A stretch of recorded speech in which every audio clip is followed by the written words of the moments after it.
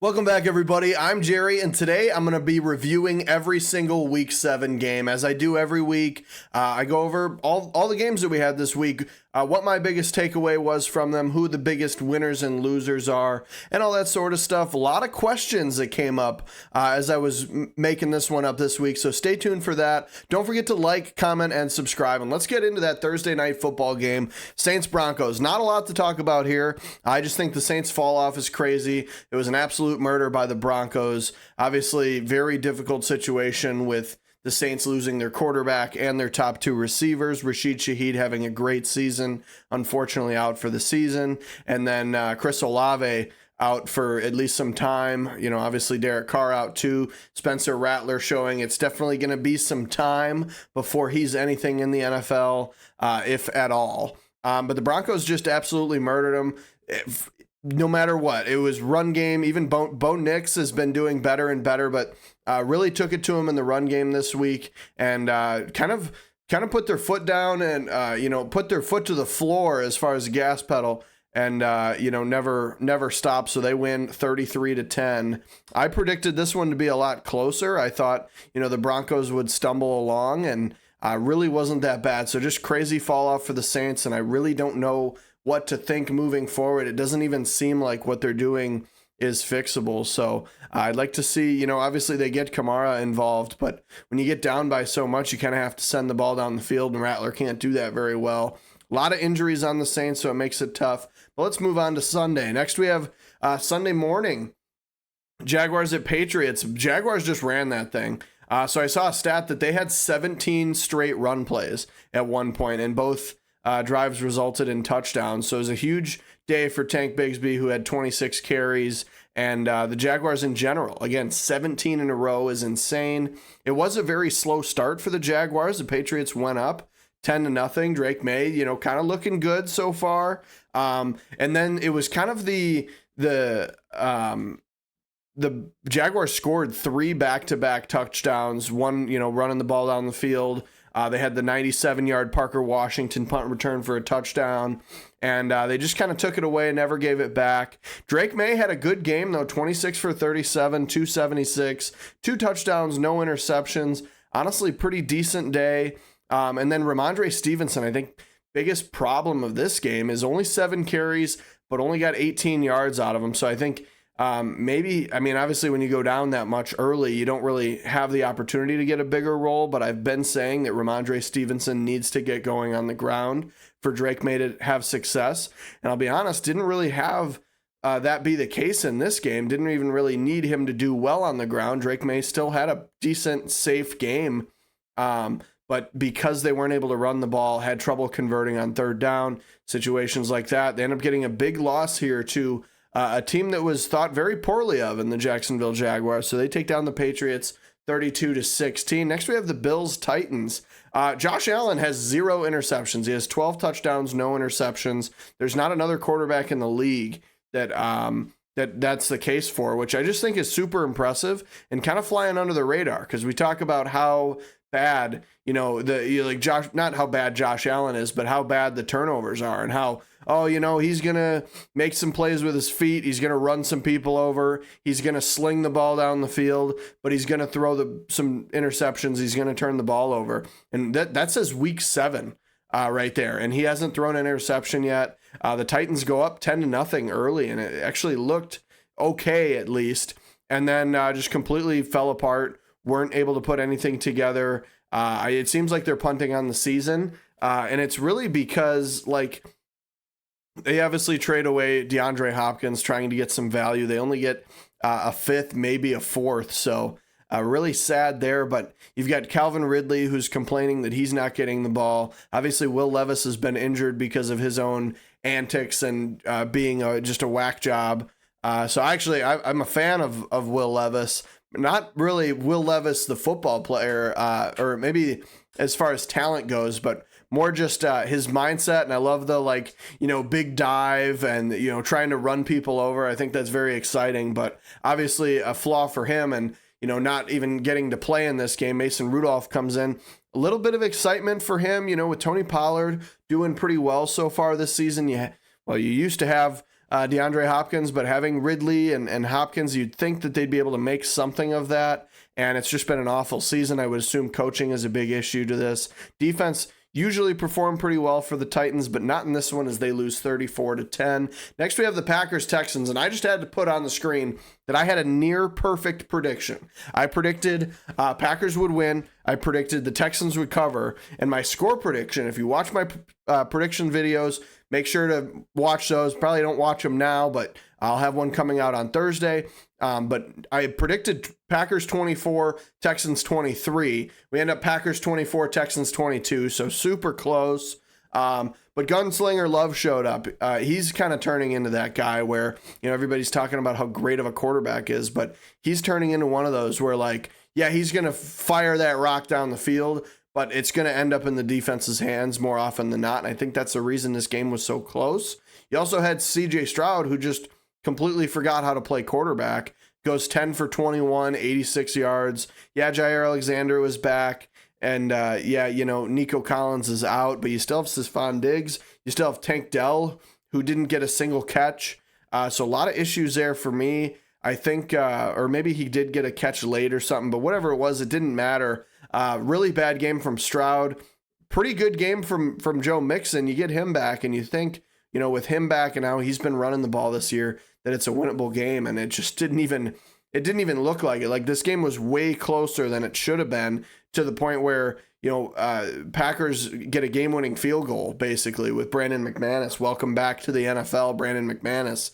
But yeah, I think not a really great-looking win for the Packers. Yeah, they did it, but it's still, the Packers, when they've won, it's been, especially against better teams, it's been very sloppy. Their game against the Colts was very sloppy. Their game against the Eagles was very sloppy. And then their game in the previous week, even, a big win, just very sloppy. So I think the Packers, if they make the playoffs and if they're trying to make a playoff run, they're going to need to clean that up. There's a ways away, though, so plenty of time for it. But they do take down the Texans 24-22. Next, there's nothing to talk about here. Zero offense for the Giants. We'll talk about the league leaders later. And spoiler alert, Eagles had the best defense this week and had one of the best running games. With Saquon Barkley show was basically the whole game. Even early on, though, very difficult first quarter. Eagles, worst team in the league so far this year in the first quarter. And literally every drive ended in a punt in the first quarter. They still haven't scored a touchdown in the first quarter. The Eagles, I believe they're the last team that hasn't scored a touchdown in the first quarter this year. But Saquon goes 17 for 176 and a touchdown. We get 2 Hurts tush-push touchdowns. And then Hurts, as far as through the air, only 10 for 14 for 114 and a touchdown, but they were letting Saquon go off. Kenneth Gainwell got a lot of touches too. But then Danny Dimes on the other side goes 14 for 21, 99 yards. And I believe there was only like 60 or 70 total rushing yards. And between that and the sacks, very low total yards number for the Giants. We'll talk about that a little bit later, but that's it for this one. This was an easy prediction. Next, we have the Vikings and the Lions. Now, I'll go to the historical completion percentage record. So over the past 4 games, nobody has had a higher completion percentage over a stretch of 4 games than Jared Goff. Super impressive. 22 for 25 in this one, 280 yards, 2 touchdowns. He hasn't really been making mistakes. The goofball, Jared Goff, in the past, not necessarily Matt Stafford style, just maybe the Matt Stafford style where if you throw an interception, doesn't really affect you. You can come back out and do that thing again and you'll be just fine. Same way for Jared Goff, but he hasn't, and that's been like, I've always said, if you're creating the perfect quarterback, I think Jared Goff, you'd want Jared Goff's ability to come back from throwing an interception. It just seems like when he throws an interception, he's going to come back strong and he's not even going to be phased. And the great thing is these past few weeks, he hasn't really thrown any interceptions or really any incomplete passes. So again, another phenomenal game for him. But then we have to ask, is Darnold falling off? Darnold, another pretty poor week. He gets the ball to Justin Jefferson, but every single week we're seeing him decline and decline and decline. And although the Vikings don't have as difficult of a schedule as the rest of the NFC North, they do have a lot of divisional games that, defenses, there's going to be some tough defenses. I wouldn't even say that the Lions defense is, super difficult, especially when you lose Aiden Hutchinson. Not saying that the Lions defense is bad, obviously, but I just don't think that their defense is great. And, so they're going to have to play it again though. And I think the Packers defense, looked really good this week, obviously. Needs to be better, but held CJ Stroud to pretty much nothing. Didn't do well against the run, but then the Bears have had one of the top defenses in the league. So if Darnold's going to have to face a lot of that, I think it's going to be difficult for him, especially, in this one where you're playing the Lions. Yeah, you put up 29 points, but when you have a high-powered offense like Detroit, you don't need the greatest defense to win, and Darnold didn't really play that great against this one. So I take the Lions in this one. I predicted a bigger spread. I thought Lions were going to take them down by a little bit more. I predicted 28-20, but Lions end up taking them down 31-29. Next we have, we're talking about turnovers a lot this week, even though there was multiple games where there was no turnovers, but there's 3 turnovers for Kirk, 2 interceptions, and a fumble. Falcons just kind of beat themselves. The 2 times they got in the red zone, they scored, but that was their struggle, was getting into the red zone and at times even just crossing midfield.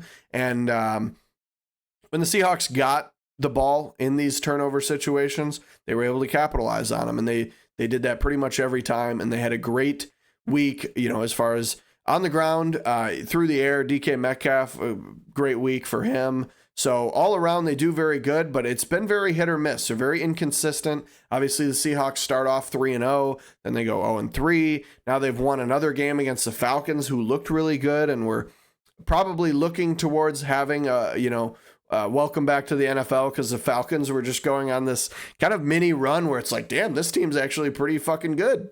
And then all of a sudden they see the Seahawks, who are on a 3-game losing streak, and Seahawks are going, yeah, we need to fucking get our shit together. So Seahawks end up taking down the Falcons 34-14. Next, we have the Browns Bengals. This is another one, not much to talk about. They not right before the game starts, but like late in the week, they say, you know what, Jameis Winston, not going to be our starter. We're going to put DTR as the second. We're going to put him as second string to Deshaun Watson, and then the emergency quarterback will be Jameis. What a stupid fucking idea. Should have been Jameis all along. Do they win this game? I don't know. I'd like to think so, because it was just a 1-score game, and I think the offense will look better with Jameis Winston. You get Nick Chubb back, you get an opportunity to use him, and then DTR just basically threw the ball to David Njoku the whole time. Obviously, with losing Amari Cooper, difficult time there, but I think Jameis Winston's going to find the way to get a bunch of people the ball, and hopefully, try to turn this Browns team around. I'm not a Browns fan by any means, but it's just, it's almost tiring or like stressful to just see them play football and be bad for so long. So the lover of football in me is like, just give them something, because they just suck right now. So I think giving them something is probably giving them Nick Chubb back and hoping that, the change of, Jameis Winston coming in and everything, I think that can help. We'll have to see what happens. Now the Bengals, on the other hand, it's going to be, can they make the playoffs? They don't have the easiest schedule. They do have some easy games coming up, like the Raiders, I believe they play. I think they play the Rams. Should have put in the notes what teams they play, but they have a couple easy games. Also a couple tough games, to where I'm honestly seeing their best record being like 9-8. And I don't know if that's going to do it in the AFC. So I don't know if they're going to make the playoffs. I think it's going to be really disappointing, because you're still going to have to figure out what to do, as far as wide receiver wise. Obviously, Chase Brown comes out, has a good game here. Joe Burrow, Jamar Chase are going to be around, but is T. Higgins going to be there? What's his deal going to be? Obviously, they re-sign him, but I think for the long-term future, especially if they continue to fail, I think it's going to be a kind of a tough situation there, because, you're paying all these guys, and when the offense isn't producing, you've got a bit of an issue there. And in this game, obviously the Browns have a pretty good defense, but the offense, with how their defense has been playing, their offense needs to produce, especially with what they're getting paid. So not looking great for the Bengals this year, and I don't know how that would fare for them moving forward into following years. But in this one, Bengals take down the Browns 21-14. Next, we have Colts, Dolphins. Obviously, just two questions here because, as far as the Dolphins go, Tim Boyle and then Snoop Huntley just stunk. They were just not good at all. Very difficult to watch. Let's go over Flacco, though. Should the Colts start Flacco? Now, the Colts at this point are 4-3. They start off 0-2. And the team just looks so much better under Joe Flacco. Joe Flacco still clearly very good at football. And the Colts are 4-3. So they're at a point where they could definitely make the playoffs. And they could, I don't want to jump ahead and say they could make a playoff run. But because they could make the playoffs, I think you have to take that opportunity. And the offense looks awful when Anthony Richardson's in. The only upside that you get is what you get is the running, scrambling ability. But Anthony Richardson just is not good at throwing the football. And I don't think it's all his fault.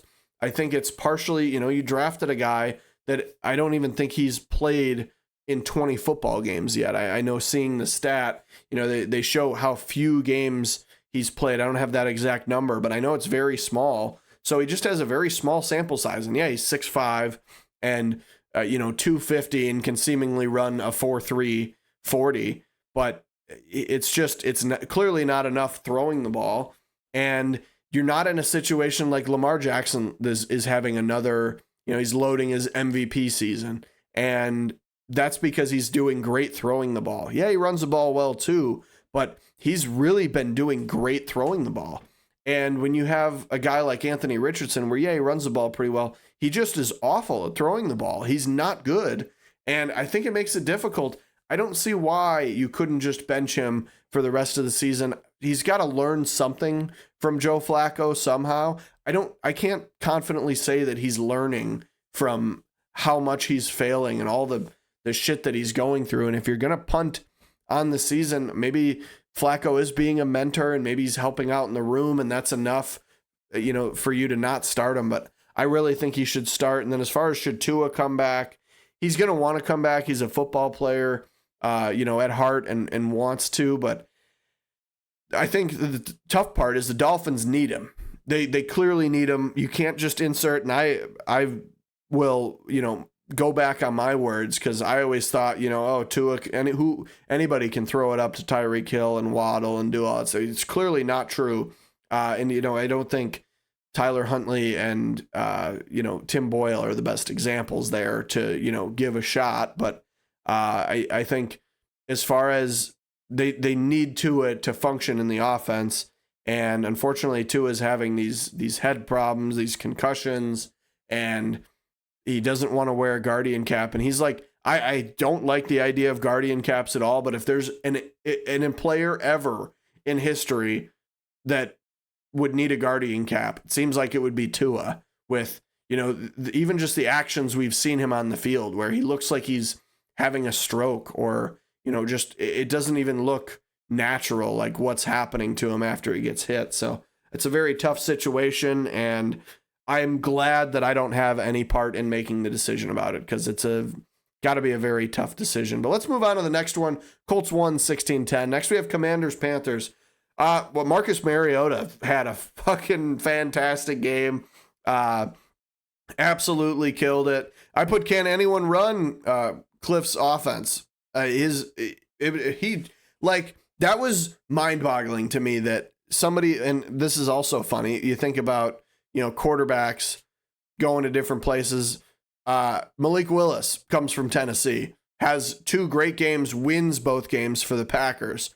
Marcus Mariota, not on the Titans last year, but Titans in the past, Eagles, bounced around to a bunch of teams. And I'm not saying, Marcus Mariota should be a starter in the league now, but it is impressive to see how well he did running Cliff Kingsbury's offense. And I always thought it was kind of overrated, especially with, the problems with Kyler Murray. And maybe it's because they didn't have a big receiver, but they always had a good run game.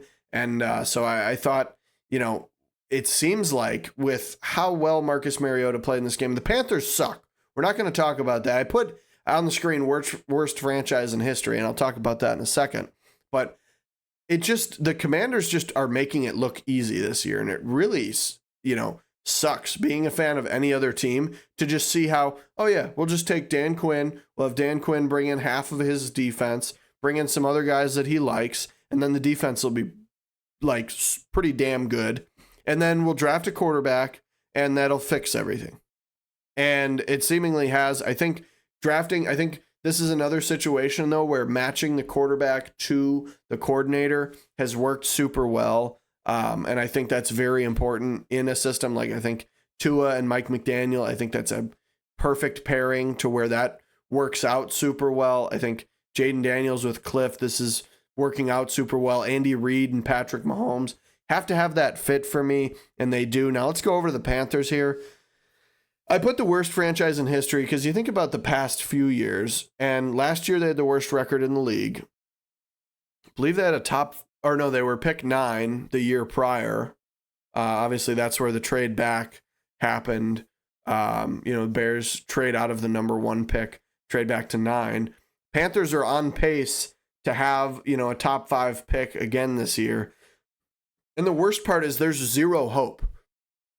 There's no upside whatsoever. You got rid of your best defensive player in Brian Burns. Got rid of Jeremy Chin, which I don't know if that's really a huge, massive loss, but seems to be doing pretty good on the Commanders, wearing number 11, which is the stupidest fucking thing in the world for a safety to wear number 11, but that's besides the point. But you don't know what you're doing at quarterback. Chuba Hubbard, I guess, has looked pretty good. Xavier Legette is not getting the ball thrown to him, which isn't a great thing either. Sucks that Thielen's out, but he wasn't a part of the future.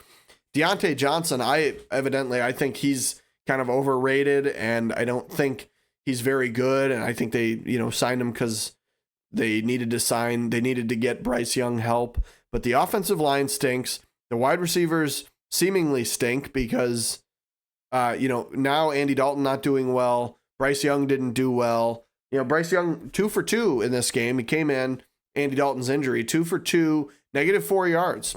Not a really a great game.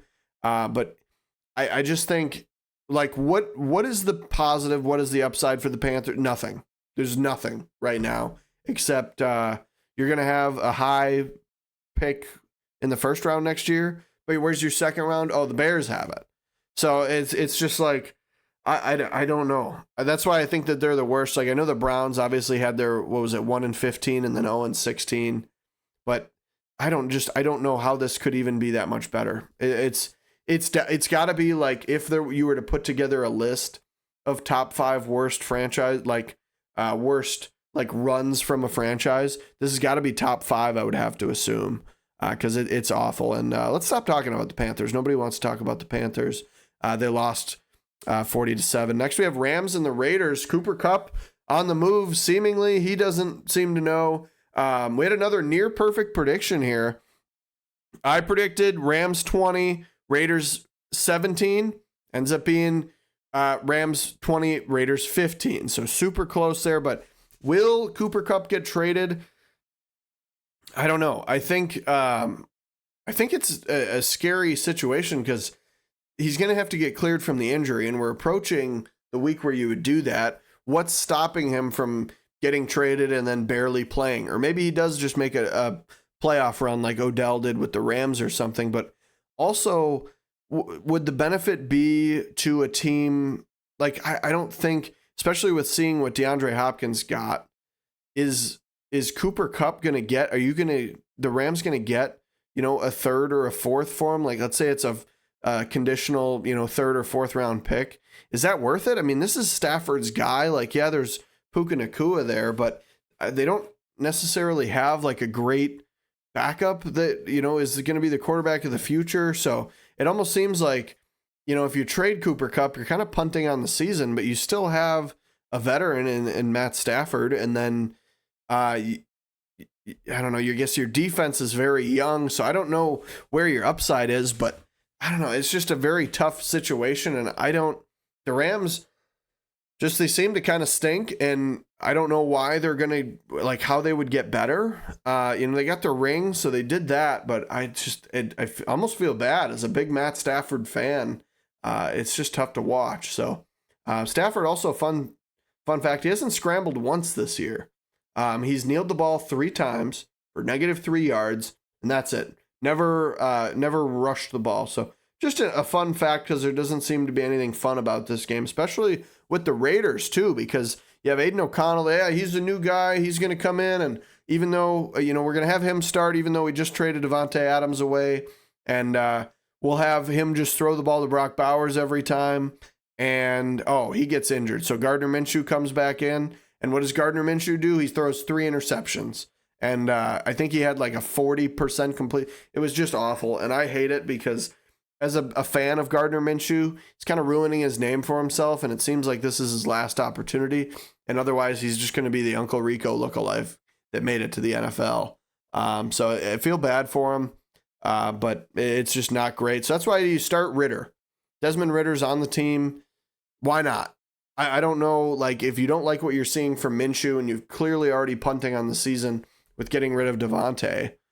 You got rid of Josh Jacobs last year, clearly in a rebuild phase. Why not start the younger guy, especially when Minshew's not doing well? I feel like you got to get him reps, because if Gardner Minshew sucks this year, then okay, that's fine. Then okay, Ridder goes in and he sucks too. Doesn't matter. You're really just getting I don't know. It's these two teams. I'm going to move on. This is awful. We'll move on. 49ers, Chiefs. Brock Purdy falling apart with the 49ers. Now, I'm sure you saw Kyle Shanahan has a meeting with him, and it looked like in the locker room, and he had this big, long spiel talking to him the whole time, and Brock Purdy just sat there and was just looking up, blank face, didn't say a word to his, like, big whole long spiel, and it seems like they're having locker room problems, which is a crazy thought in this season. Like, the 49ers, they still have Trent Williams, they still have Debo. Now Ayuk's out for the season, and then McCaffrey doesn't seem like he's coming back. I don't know. Have we heard any updates on that? I have no idea. But the 49ers just slowly falling apart was not on my bingo card for this season, and they lose their, not their worst loss, I don't think, but Chiefs' biggest win, 28-18, which no thanks to Patrick Mahomes. Patrick Mahomes has another absolute horrible week, and then they get a big win over a team that was supposed to be good in the 49ers by 10 points. And at this point, it's kind of like, who's going to stop the Chiefs? Because you would think that the recipe for their success would be getting the ball to, Travis Kelce. He's pretty good. Hasn't really been that. He hasn't done very much this year. And, Juju Smith-Schuster has his one good game. Obviously, Kelce does a little bit better when Rashee Rice goes down. Hollywood Brown's been down too. And then they go, okay, you know what? We'll get DeAndre Hopkins then. And he still has a massive catch radius and massive hands. So I think that is something to be worried about. And that's why I say, who's going to stop him? Because they had Pacheco. Seemingly, not that Pacheco's easily replaceable, but you get a guy in Kareem Hunt who's familiar with the system, familiar with the team. He just comes in and runs the ball and doesn't skip much of a beat from Isaiah Pacheco, who's been a great running back this year. But now you add DeAndre Hopkins. You still have Travis Kelce. Just a little Xavier Worthy doesn't even get talked about. He's still this speed demon that could get utilized. And Mahomes, 6 touchdowns, 8 interceptions this year, 2 in this game, has not really done very well. But the Chiefs, despite Mahomes playing like dog shit, are 6-0. And so with how well their defense has been playing and how well they've been running the ball, and Andy Reid still implementing his fun, creative plays, just doesn't seem like they're going to be stopped. And I hate to say it, they're just playing great football this year as far as, defense and running the ball go. And Patrick Mahomes is kind of just taking a back seat and played like shit. So it's a really interesting story for this year. But the Chiefs did take down the 49ers 28-18, and they just keep winning. Next, we have the Steelers-Jets. Russ starts out super hot. What a great week. 37 points. Most points ever, I believe, in a Steeler player first start, which is an interesting stat because, Russ is in his 30s and he had been practicing with the team for a very long time and just hadn't started yet. And it's crazy how quick a organization can just flip on a quarterback. As a Bears fan, people were telling me that I wasn't giving Justin Fields enough time, and I gave him 3 seasons. It was 3 seasons. 2.5, 3 seasons, and that wasn't enough time. And the Steelers had given up on him after 6 weeks. And everybody's like, oh, yeah, look, Russ did good. And, maybe Justin Fields will get traded. And they're already moving on. So I think it's ridiculous. And I don't think that's getting talked about enough because Justin Fields did play pretty well. I don't think he was as great as some people, made it out to be. But he did well. And then Russ, he did super good, too. And we knew it was going to be a good situation because of the tiny contracts that they were going to be paying for him. But, Russ starts out phenomenal, and then Rodgers needs to clean up his game, keeps turning the ball over, and I will say that it's definitely a large part to, receivers dropping the ball. Even Davante, he comes over, his best friend, and has some, I think, a drop or even 2 pretty, notable, easy, fairly, not easy, I could do it, but for a player in the NFL and one that's regarded as elite, probably shouldn't be dropping. I believe Davante had 2 of them. And then Rodgers just keeps turning the ball over. Needs to not do that. Offensive line hasn't helped. Receivers haven't helped. But they have gotten the guys to try to help him. I don't think it's a great situation. You fire your head coach mid-season. So it's all very difficult. But, the Jets, this was supposed to be their window. And it's not looking like much of a window with them, continuing to lose games. So I thought the Jets were going to pull it out in this one. I thought Russ was going to struggle early, which he struggled for a quarter, and then he just came out hot and just did everything he needed to do and won the game. A lot of running on the ground, too, so obviously it seems like with the Steelers that's going to be the case. But a great game for the Steelers and not so great game for the Jets, 37-15. Next we have Buccaneers, Ravens. I see Buccaneers, they say don't sweat it because they played against a really good team, and they just, they ran the ball all over them, and even Lamar threw the ball well. So obviously not a good showing for the Buccaneers defense. I put don't sweat it. And then I remembered that Chris Godwin's out for the season and Mike Evans out for multiple weeks. And so now he's just going to be throwing to, I think it's, I don't even know what the guy's name is. There's a couple of receivers, Jatavians.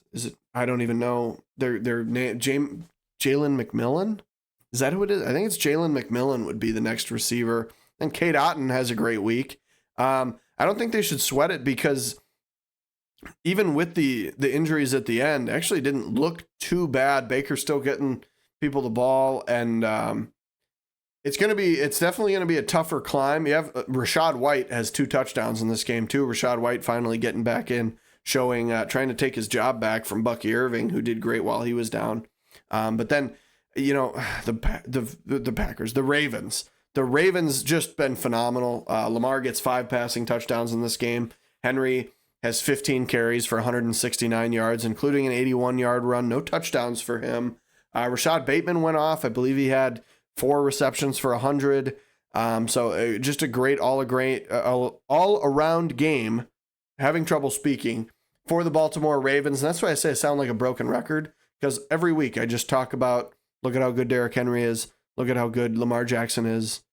They're great. And they win 41-31. Next we have Cardinals. It just seems James Conner, when he does well, turns out in a win. He had 19 carries for 101 yards, and he had 2 receptions for 51 yards. That led the team in receiving yards. So it's a great week for James Conner, and it ends up being a win. I think that's how they need to continue moving forward, which completely contradicts what Kyler Murray said after an interview where he said, I need to get the ball more, and I need the ball in my hands more. I don't know if that's the case. Obviously, only put up 17 points, so not a great offensive showing.